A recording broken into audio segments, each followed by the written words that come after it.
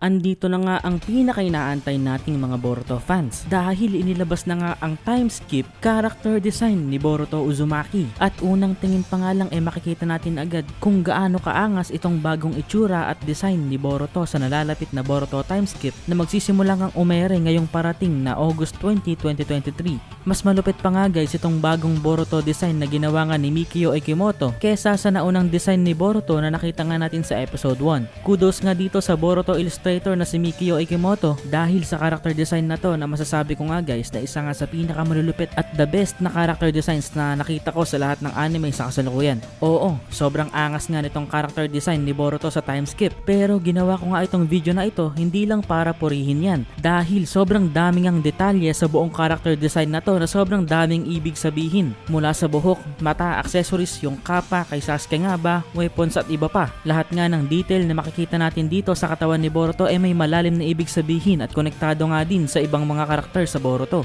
At atin niyang aalamin yan sa video ito. Huwag na tayong magsayang ng oras, pindutin mo na ang like button at tayo na nga at magsimula.